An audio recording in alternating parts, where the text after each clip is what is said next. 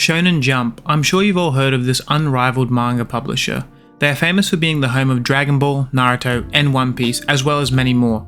Shonen is without question the most popular genre, with its widespread appeal and iconic characters, and Shonen Jump has been the main contributor to this genre's popularity. Each year, many aspiring manga authors dream of being published in Weekly Shonen Jump, and thousands try, but Shonen Jump is very cutthroat. Not only is it extraordinarily difficult to get published, but it's common for new manga to get axed well before the story hits their stride. Now, in today's video, I'm going to be talking about a new manga that has survived this difficult process and I think may become Shonen Jump's next big series. I'm talking about Ichi the Witch, written by Osamu Nishi and illustrated by Shiro Usazaki.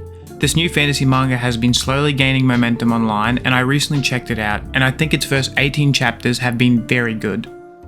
In today's video, I will break down the first chapter and the basics of the story, then talk about the fight scenes and magic system, then finally the art.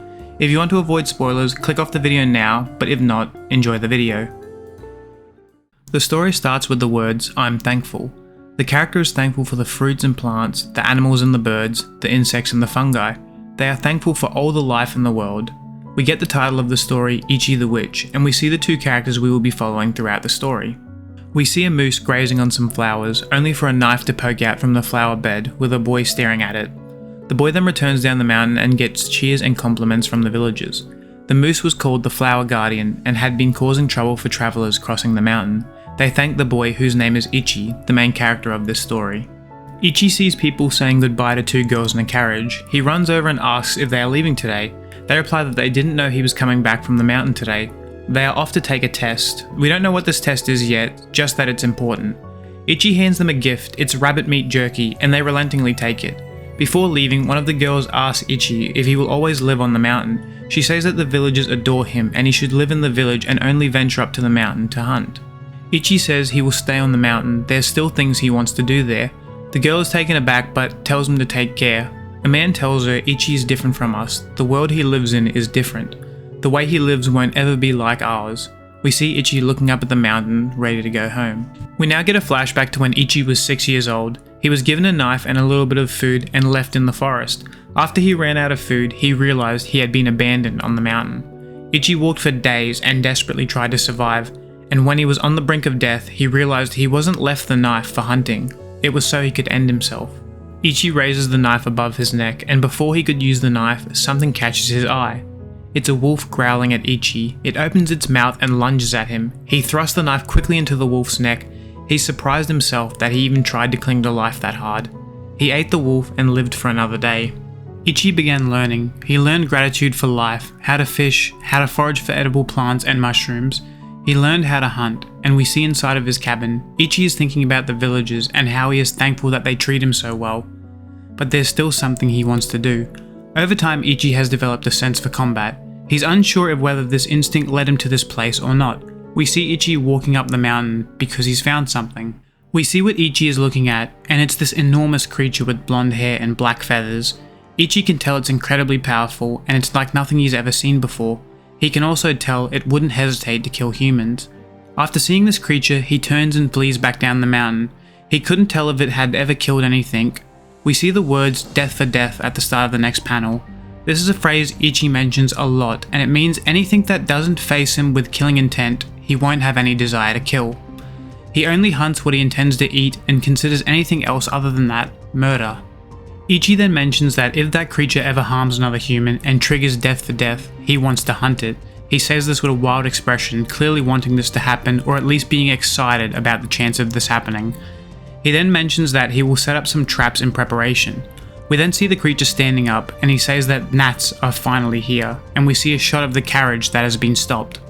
It's a magic morning. The girls get excited because when there's a magic, there will be witches to defeat it. We now see one of these witches, Descaris, the Abyssal Witch, and one of the characters we will be seeing a lot of in this story. She floats in the air and mumbles about the mountain and something near the summit. She says she's found it. Before confirming where it is with the other witches, she tells them she's off and to focus on protecting the normies. The witch she was talking to is Monogold the Aureate Witch. Monogold mentions that Descaris is such a handful. She then tells the remaining witches to protect the residents and erect a protective barrier quickly. She tells the witches that they need to settle things here and that it will be disastrous if they don't.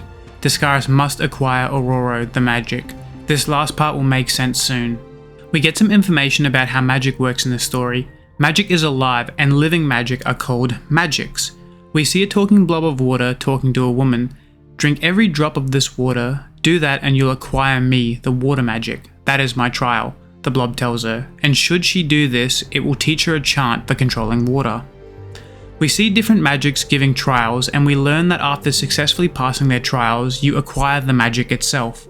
In this world, people hunt magics and complete harsh trials to acquire powerful magics, and these people are witches. We now see the witches evacuating people near the mountain. A witch tells the others not to go near the mountain. Up there is where the monsters battle, and we see Discaris take on the magic Ororo. Ororo says that he's not surprised that it was you that found me, Discaris. They exchange some more words and then they begin fighting. Ororo tells her that he's the king of magics before we get more information about him. We learn that each magic has its own personality, and Ororo is the worst type of magic. He refused to allow witches to acquire him, he has leveled mountains, drank rivers dry, and took countless lives for no reason. He was a magic who hated humanity. Now to quickly interrupt, it was at this point this character began to remind me of a certain human-hating nine-tailed fox, and I hope the story wouldn't go down the same path a lot of newer shonen have been doing. Anyway, back to the story. Ororo tells Discaris his trial is to simply stop his heart. Before he could finish his sentence, Discaris rushes him, and in one swift attack she creates a massive blast that all the witches notice. We see her jabbing her blade towards the jewel that magics stay in. Ororo tells her that she knows something is off with a smirk. He asks her if she's ever wondered how he has lived for thousands of years with no one ever being able to acquire him. He offers to enlighten her. Ororo reveals that no woman can scratch his heart, meaning only a regular man can kill him. He gives her praise for pushing him further than anyone else has, and it's the most fear he's ever felt in his life. He tells her that despite being the most powerful witch alive, she will nor any other witch will ever acquire him. As he gloats, Ichi begins stepping out of the woods closer to him. Ororo and Discaris are puzzled why this boy has appeared. Before Ororo can make a quip, Ichi says, "I'm a man." Ororo is dumbfounded and Ichi repeats himself. Ororo goes to strike Ichi, but he quickly avoids it, revealing he was standing over a trap that snares Ororo's arm. With Ororo trapped, Ichi attacks the pleading magic and yells death for death as he strikes the heart with a knife. In a flash of light, Ichi is now adorned in a new outfit and is puzzled looking around. Discaris raises her blade and tells him to stop moving. Ichi immediately attacks Discaris, and both are surprised by how powerful the other is. She yells at him that she told him not to move.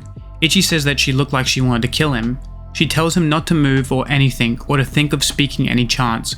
Well, that puts the thought in his head as he mumbles a chant and begins to glow. In the very next panel, we see a massive shockwave as a result of his chant.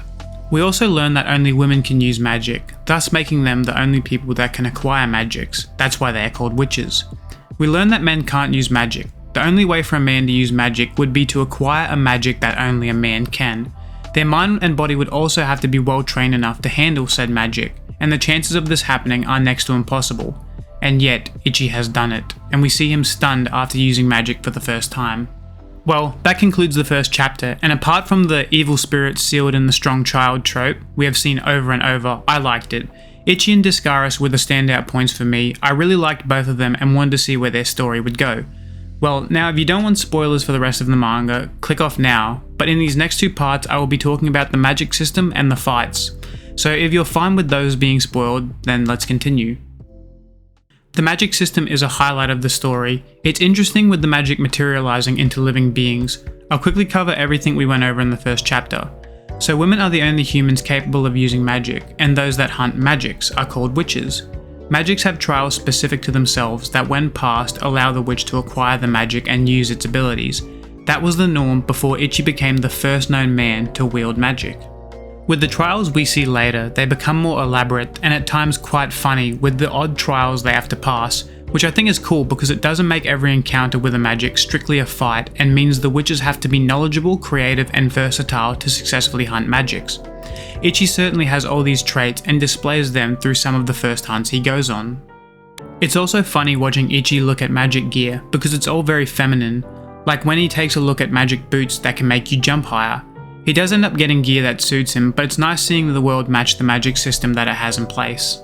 The magic's designs are also really cool and have a wide range of designs, from animals like Hisame and Inazari to much more complicated designs like Aurora and the World Hater magic. They begin to resemble a kind of biblical angel or JRPG boss, at least to me they do.